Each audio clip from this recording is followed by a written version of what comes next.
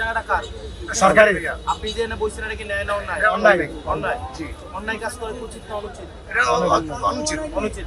আজকে উনি বসছে এই জায়গায় যদি আরেকজন আমার তো বলে আরে আমি বমু আপনারা কেমনে মানা করবেন বলেন? এটা মানে সত্যি জানি না। আপনি যে বসছেন আপনি তো শক্তি দিয়ে বসছেন না ভাই, এটা অনেক আগের থেকে বলি। 50 বছর ধরে অন্যায় হচ্ছে। 50 বছর ধরে অন্যায় করতেছেন। রাস্তার জনজীবন করবেন শেষ। কেন আপনি ওই সময় পারবেন এখন পারবেন না কেন ভাই? আপনি আমারে কেন সহায়তা করবেন না? আপনি সরকার যখন বল প্রয়োগ করবে তখন আপনি সহায়তা করবেন। কাকু শুনেন কাকু আমার বুঝার কথাই সরকার যদি আপনার জোর জবরদস্তি করে তাইলে আপনি হেল্প করবেন আর আমি আপনার অনুনয় করতেছি অনুরোধ করতেছি এটা আমার অপরাধ। মানে আপনি কি করেন আমি কি আইনে শুনেন আমি কি আইন কি কঠোরভাবে প্রয়োগ করতে আমি কি মানে ওনাদেরকে বলতে পারবো না? অবশ্যই। তো আমি ব্যবসা ছেড়ে লোক এটা কেন করবো? আপনারা আমার বাপ ভাই আমি আপনাদের কাছে অনুরোধ করতে আসছি কারণ আগামী 3 দিন পরে ম্যাজিস্ট্রেট আসবে এসে অভিযান চালাবে এবং জরিমানা করবে এবং তুলে দেবে। আমি ওনার কাছ থেকে 3 দিনের সময় নিচ্ছি। এই 3 দিনের মধ্যে আপনারা সবাই এই যে এখানে যা যা আছে এগুলো সব ছেড়ে যাবেন জেলা পরিষদ চলে যেতে হবে। আপনারা যদি এরপরে সিদ্ধান্ত নেন যে আমি যাব না আমরা যাব না তাইলে আপনাদের দায়িত্ব আপনাদের নিতে হবে। এখন শুনেন আমি আমার কথাটা আপনাদেরকে বলে দিলাম আপনারা যদি না যান যে আপনারা সিদ্ধান্ত নিলেন যে আমরা যাব না ওখানে ওখানে আমি একা কেন যাবো এখানে একা কিভাবে আপনারা সবাই গেলে আবার একা কিভাবে হয়?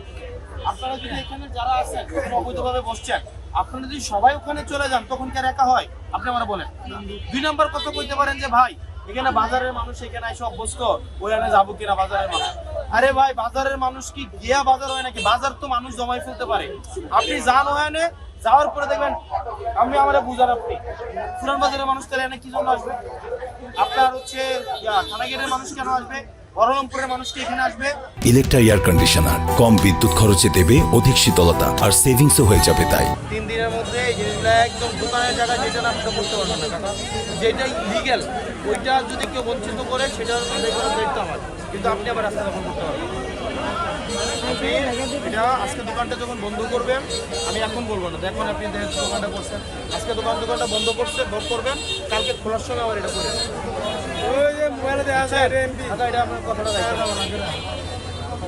উনি যে কথা বলছে যে 3 দিনের মধ্যে আমরা ওখানে চলে যাওয়ার জন্য তো ওখানে যারা যাবে আমাদের মতো ফুটপাত যারা দখল করে আছে তারা ওখানে বসার স্থান আছে আর উনি বলছে যে আমাকে সহযোগিতা করেন আমরা তোমাদের পাশে থাকবো তো রাস্তাঘাট ক্লিয়ার থাকলে আমাদেরও ভালো কি ভাই তো অবশ্যই যাইতে হইব মানে দেশে যেভাবে চলতে মানুষের এরকম তো চলতে হইব নাকি মানে যার যার রেজি খাইব এন যে আমরা সারা জীবন ব্যবসা করতে হইব তা কোনো কথা না কারণ ফুটপাত দখল করা এখন বর্তমানে নিষিদ্ধ তাই নিজেদের ভিতরে হয়তো থাকাটা অনেক ভালো হইব অবশ্যই সাহায্য করবো দেবিদার প্রত্যেকটি মানুষের দরকার ওনাকে সহযোগিতা করা আমার এই স্বর্ণ দোকান মমতা জেলা আমি বহুদিন ধরে চেষ্টা করছিলাম এই ফুটপাতে আমার দোকানের সামনে যে এই দোকানগুলো উঠানোর জন্য জ্যামগুলা এখানে অনেক সময় চিন্তাই হয় টাকা পয়সা মোবাইলে বা নেওয়া যায় এদিক দিয়ে যাইতে চাইলে আসতে পারে না আসতে চাইলে যাইতে পারে না তো আমি ধরনের যারা নিয়ে টাকা পয়সা উঠায় তারা আমার অনেক ভয়ভীতি দেখাইছে এবং ঝামেলা করছে যার কারণে আমি আর যাই নাই এখন আমি চাই এগুলা আমার দোকানের সামনে যা কিছু আছে ওইটা যাবে একবার